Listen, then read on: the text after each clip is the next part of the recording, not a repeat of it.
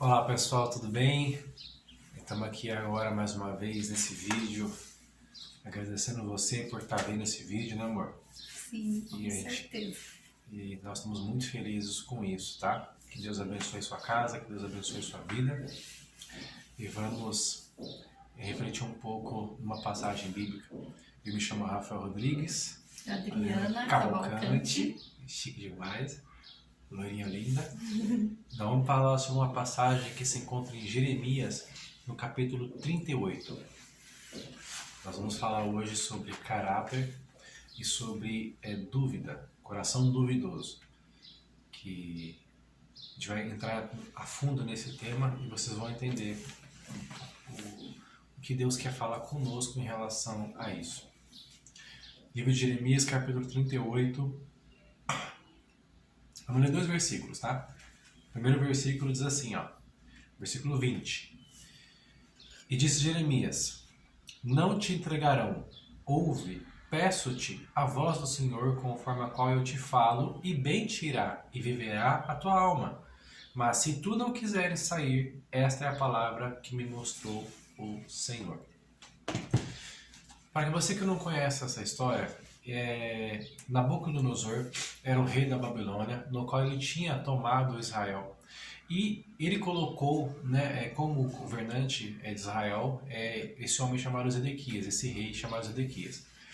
E houve uma profecia sobre ele, sobre a vida dele, e de que aquele povo ia ser cativo, que Nabucodonosor ia pegar aquele pessoal, todo o pessoal daquela terra, eles seriam presos. Eles ficariam lá durante 70 anos, né? Depois de 70 anos eles retornariam à terra deles. Mas o mais importante é que quando Deus ele fala com as pessoas eles não levam muito isso a sério. Eles acreditavam que aquilo que Jeremias estava falando era uma mentira, né? Só que o mais importante que a gente tem que atentar aqui é a história do rei. Em 3 momentos dessa passagem, que inicia lá no 33, para você ter o entendimento, lá começa a profecia contra esse rei, de que ele ia ser capturado pelo Nabucodonosor. Porém, existia uma palavra de libertação para ele. Existia uma palavra para que ele tivesse uma escolha, uma opção. Se você for ler em Deuteronômio, capítulo 29, lá ele fala de que Deus ele coloca na nossa frente 2 caminhos, o caminho da bênção e o caminho da maldição. E Deus reforça, espera que você escolha o caminho de vida, o caminho de bênção, o caminho de salvação. Mas você tem a escolha e a sua opção de escolher o caminho que não é esse. Então Deus respeita muito seu livre-arbítrio, muito, tá? E isso está presente nessa história. E quando Jeremias ele é colocado na presença do rei para falar sobre o que ia acontecer, há um detalhe muito importante, né? Zedequias chama Jeremias de canto e fala: Jeremias, Deus tem uma palavra para mim? E Jeremias fala assim: sim, Deus tem uma palavra para você. A cidade será destruída, porém, se você obedecer ao rei, estar debaixo do mandato desse rei Nabucodonosor, você não vai ser destruído. Vai viver você e a sua casa. Só que quando os príncipes, as pessoas que estão próximo do rei, ouvem aquilo, eles acham que Jeremias está profetizando contra aquelas pessoas. E não era contra as pessoas. Ele estava dizendo o que ia acontecer. Mas ele tinha dado opção para o rei, para que o rei entendesse e fizesse aquilo que tinha sido falado. Escolha. Fizesse uma escolha. Ele foi avisado e tinha uma escolha. Sempre tem uma escolha. Deus sempre avisa. Olha que interessante. Nisso que ela estava falando. Ó. No versículo 19 do capítulo 38, lá diz assim, ó. 18, vamos lá, 18. 17, vai. 17. Então Jeremias disse a Zedequias: Assim diz o Senhor, Deus dos exércitos, Deus de Israel: Se voluntariamente saíres aos príncipes do reino de Babilônia, então viverá a tua alma e a sua cidade, e essa cidade não se queimará a fogo, e viverás tu e a tua casa. Mas, se não saíres aos príncipes do rei de Babilônia, então será entregue essa cidade nas mãos dos caldeus, e queimá-lo-ão a fogo, e tu não escaparás da mão deles. Aí volta, né? 19. E disse o rei Zedequias a Jeremias: Receio-me dos judeus, que se passarem para os caldeus, que estes me entreguem na mão deles e escarneçam de mim.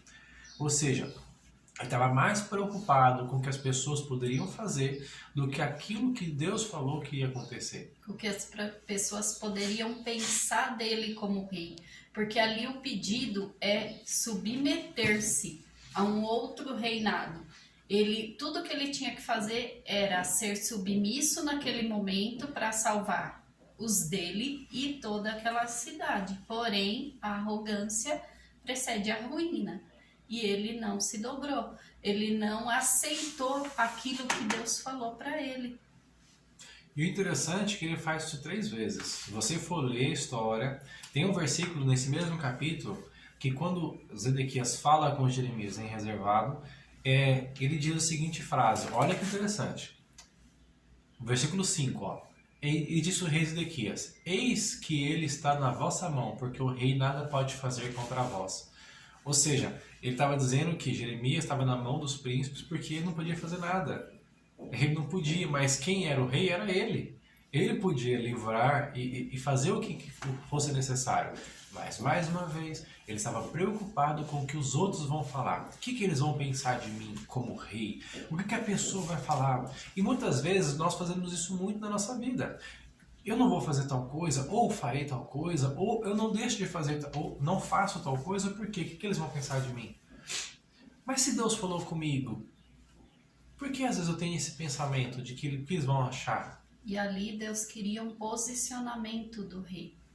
Um posicionamento, uma decisão do rei. Porque não adianta a gente falar que decidiu e não se posicionar. Se posicionar seria a ação referente àquilo que foi decidido fazer. E naquele momento, a arrogância dele foi mais...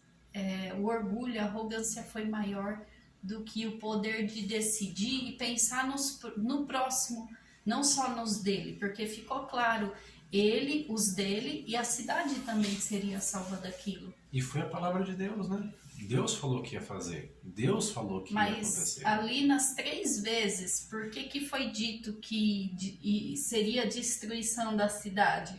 Porque no fundo, quando Deus sondou o coração do rei e sabia que ele não ia acatar aquilo que estava sendo dito.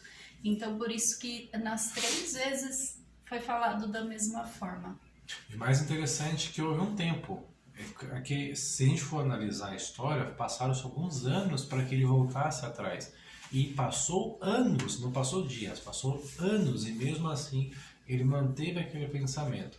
Até chegar no dia em que os caldeus invadiram a cidade de Israel, que a Bíblia diz que no 9º ano os babilônios cercaram a cidade e 2 anos depois eles entraram na cidade. Aí Ezequias fugiu, mas foi capturado. E qual foi o desfecho? Os filhos deles foram mortos na frente dele e ele foi cegado e levado cativo para a Babilônia. O que isso nos ensina? Nos ensina que a falta de posicionamento afeta a minha vida. Como a Adriana mesmo disse, o posicionamento ele vem como ação. Eu posso dizer coisas, falar coisas, mas as minhas ações é que realmente dizem o que eu penso e o que eu faço. Eu posso dizer várias coisas, mas o meu exemplo que vai arrastar as pessoas a fazerem decisões. Ele permitiu que várias pessoas morressem, fossem cativas por pura arrogância. E às vezes na nossa família nós fazemos isso por decisões arrogantes, por não dar o braço a torcer, vamos dizer assim, nas mudanças que precisam ser feitas, e muitas pessoas sofrem na nossa casa, na nossa família, por conta das nossas decisões arrogantes. A família, o casal é um só. Então, o que acontece, todos da casa sofrem. Não é só a pessoa, a consequência é de todos. Não é só de quem escolheu não acatar aquela decisão. Então, por isso que Deus vai e insiste com o rei. Ele deu chance, deu tempo para que ele fizesse a melhor escolha. Mas quando a gente não se prepara para a melhor escolha, a gente perde a chance. a chance de ser melhor, a chance de ajudar os próximos a gente, não só a família. A gente perde, mas não só a gente perde, as pessoas que estão ao redor ou que estão no nosso caminho também perdem. Porque deixam de aprender com a gente, deixam de ser melhor com a gente e nós mesmos também. Aí vocês perguntam, como eu consigo mudar isso na minha vida? Como que eu posso mudar isso? Primeiro, autoanálise. Analisar, olhar para si e começar a ver os pontos que você precisa mudar. Segunda coisa, e a mais importante de todas, Provérbios capítulo 2 fala que todo aquele que entender que sabedoria de Deus é como se fosse ouro, pedras preciosas, ouro e pedras preciosas não estão na parte alta, no que eu vejo ali. Tá fundo, tá profundo, eu tenho que cavar, eu tenho que trabalhar, eu tenho que fazer muitas coisas para eu conseguir adquirir esse conhecimento, essa sabedoria, e essa sabedoria é comparada como ouro, como pedras preciosas. Por quê? Porque são coisas difíceis de pegar. E profundas. E profundas. Porque o fácil, a melhor escolha nunca é o fácil. O fácil não vai trazer o resultado. O fácil não vai trazer a mudança. O processo, ele é necessário, mas o aprofundamento é que vai trazer o resultado. E se fosse fácil, não teria valor, né? Tudo que é simples, tudo que é simples não, tudo que é fácil demais não tem valor. Isso acontece em inúmeras situações. Isso é verdade. Então, busque na palavra de Deus a solução para todas as coisas, porque Deus fala. Às vezes eu espero que Deus levante uma pessoa que fale isso, não. Você quer falar com Deus? Bíblia, palavra, e Deus vai falar com você. Deus fala. É só você estar disposto a ouvir, mas você tem que buscar. Eu tô lendo, não tô entendendo, não tem problema. Estou buscando, estou lendo, não estou entendendo, mas eu continuo lendo. Pede para o Espírito Santo esclarecer, Isso. mostrar, ensinar. E aí no momento em que você lê a mesma palavra, vai ter significados inúmeros em inúmeros momentos diferentes, porque a palavra é viva. Isso é verdade, ela sempre fala.